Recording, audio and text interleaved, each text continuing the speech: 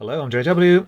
This time I got this little item here to have a look at. This is one of these cheap things you can buy from the usual suspects, came from China, and it's listed up as a voltage protector, and the idea of this is it will disconnect if the voltage goes too high or too low. Now, though it's called voltage protector, this is in fact a surge protector, but that's not the surge of the kind you might be more familiar with, as in the high frequency transients. This is the other kind of surge protector because, of course, surge has two meanings in the electrical industry, and this particular one is surge where the voltage would go high, say over the required amount, and it would stay there for many seconds, or in some cases many minutes. That's also a surge, but unfortunately it's not the same as the surge where you've got your little surge protector deal stuck in your consumer unit. So let's just see how this thing actually works, or if it does in fact work at all, see what's inside, and see where it could actually have uses.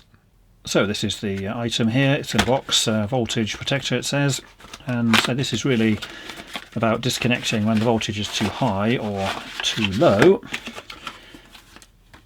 Came from one of the usual Chinese sellers, so I'm sure you can find that if you just search for that. This one has the UK plug and socket. Oh, it's certainly supposed to. Yeah, there it is. Silver pins, those ones that melt and go wrong, but there we go. And basically just plug it in, stick whatever appliances in the front there, and then it's supposed to disconnect if the voltage is too high or too low, and you're supposed to be able to set the thing as well.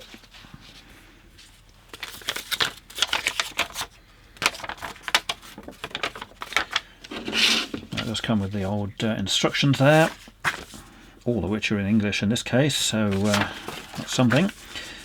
So yeah, pretty straightforward and obvious.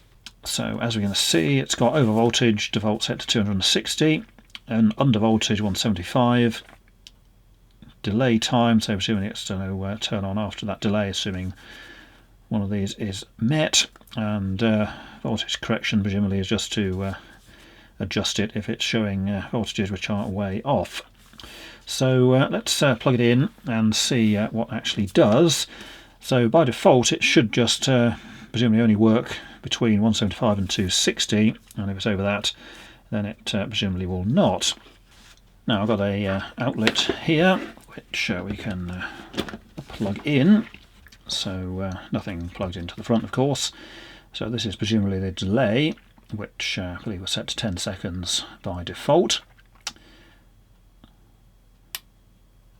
Right, so it's presumably turned on, little blue indicator there. There's a click for the relay, and voltage 238, which seems pretty typical for the UK, generally around the 240 sort of mark. So that's just fine. So in theory, if we go up to 260, then it's supposed to turn off. So let's just turn that up and see what gives.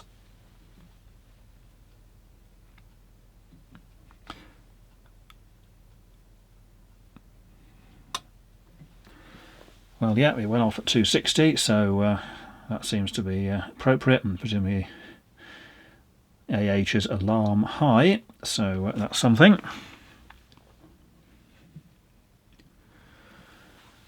So that part of it certainly seems to work, and then presumably there's the delay here. I've turned the voltage back down again, so this should now switch on, which indeed it does. So 239 again, which is pretty typical for around these parts, or at least it would be if this was a normal installation, but of course it isn't. So anyway, let's see. So the low is 175, so again if we go below that it should switch off. So let's crank that down and see if that's the case.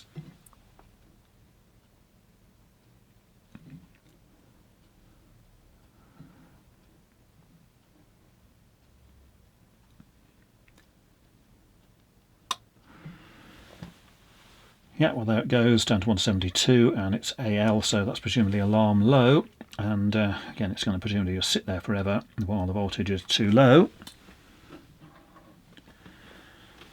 And if we come up to something again, yeah, it's gone back into the 10-second delay, so we can switch it back on once the voltage has returned. Yep, and there it is.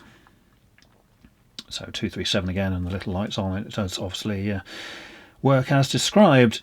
Now, say this is a voltage protector, but say it's really a surge protector, because surge unfortunately means either those very short transients in the range of microseconds, but possibly hundreds or thousands of volts, and that's what your typical surge protection device you might stick in a consumer unit or whatever is for. And then the other kind of surge is where the voltage goes out of range, typically high, and it might go there for many seconds or even several minutes. So it might go from say 230 to say 280 or 300 or something and stay there for a while. Typically that's caused by faults on the transmission networks, but that's also called a surge, just for making everything as simple as possible. So anyway, let's see if this does actually work as described. So in theory we can set, that's the high setting, so we can adjust that as needed. So let's say set that down to 250, and then if I press again it's the low, so I think we'll just bring that up to say 210 might be possibly useful. Delay we can change, apparently it goes down to 5. Yep, that is the lowest, and apparently the maximum is 999. Well, obviously we're not going to be waiting around for that. And then the this is the correction value, if in case it's just reading massively off, so just sort of like a correction of plus or minus, whatever. So that's pretty much on the settings, so it just cycles through those, and then we've presumably got the on and off, so it's just off, although it just say off when it's off. Delightful. Oh, see, it just shows the voltage anyway, and then it just says off at intervals, and if we turn it on it just shows voltage of what it actually is. Well, it seems reasonable enough. Let's just check those new levels we put in do actually work. So if we turn up the voltage, yep, there it is, so that's high, and there's our 5-second delay that we put in, and it's back on. And if we turn down,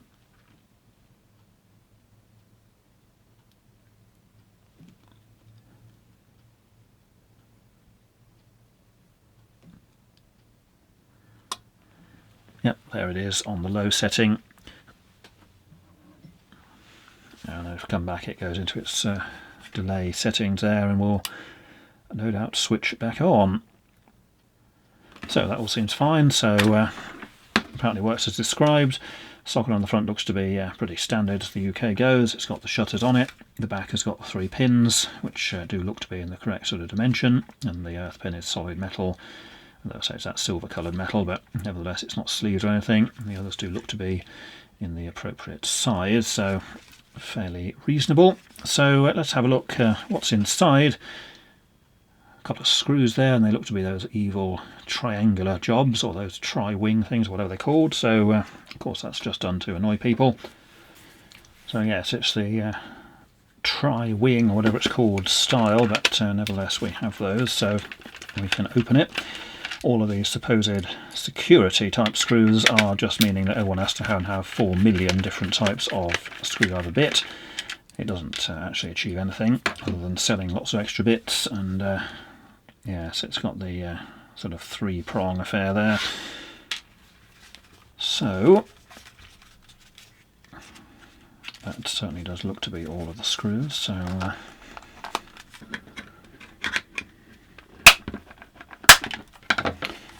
yes, it's a clip together thing as well. So what have we got inside there? Not a whole lot. See, the front plug piece is separate, so they can just change that for whichever country is applicable, and other than that not a whole lot. So yeah, it's just stuck on the back of the plug there. Yeah, so just wires coming across from the plug directly to the socket there in the case of the earth and the neutral, and then the line is obviously split, so it comes across to the circuit board in the red, and then we've got the red going back to the socket there. It does have the actual shutters in there, so yep, pretty standard for a basic UK socket. And then we've got the little circuit board in the top, so let's just take that out of there. So it's just 4 screws.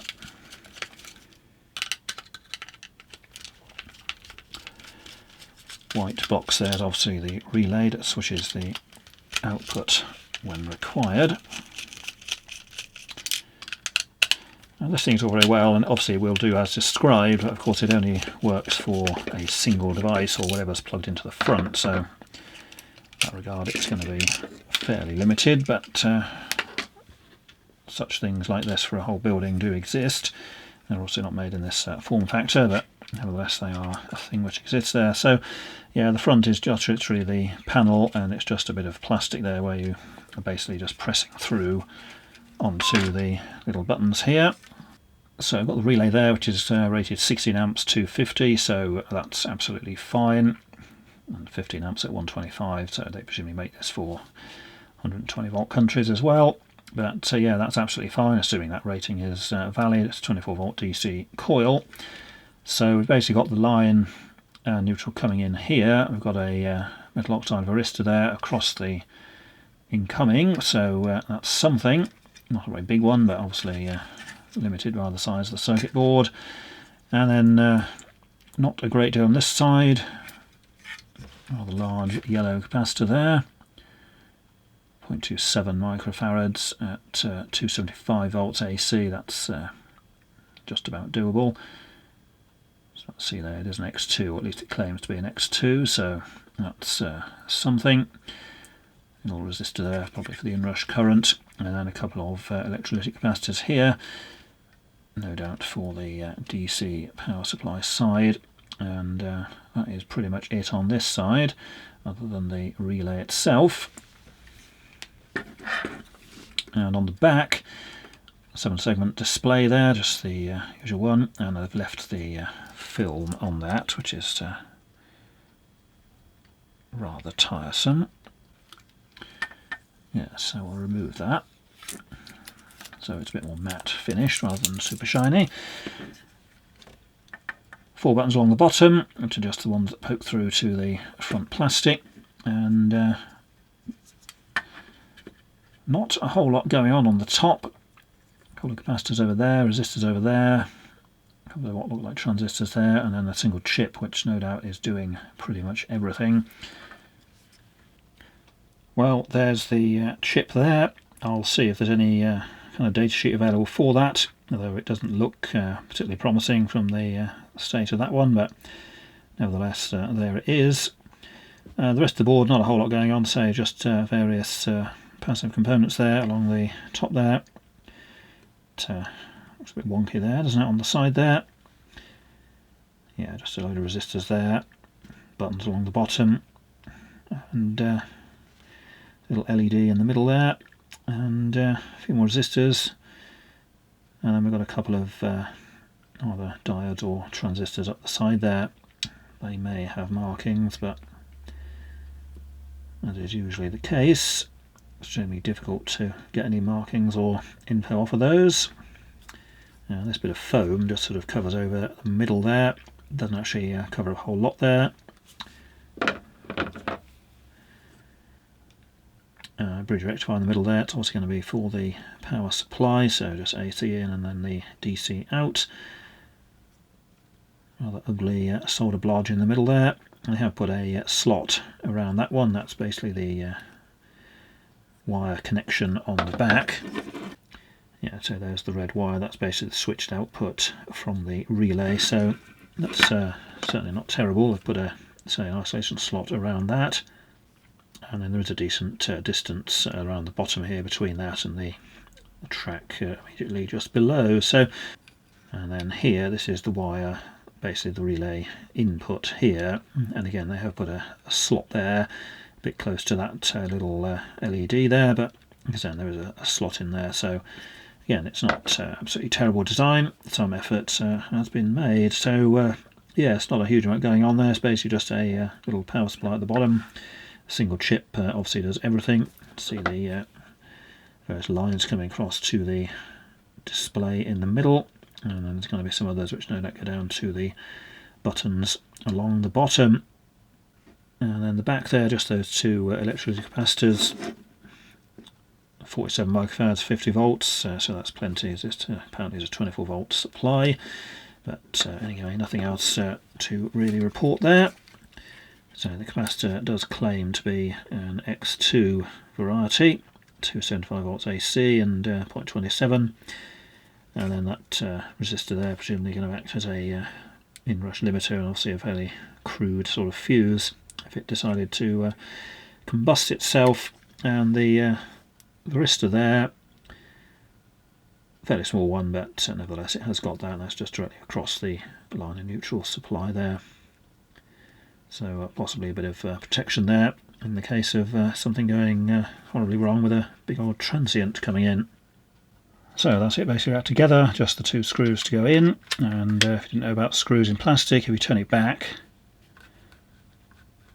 until there's a click and then just go forward, then you're not mashing out a brand new thread into the plastic. And the clips, there's one at the top and one at the bottom, so not too much trouble to get that open. And we'll just confirm that it does in fact still work.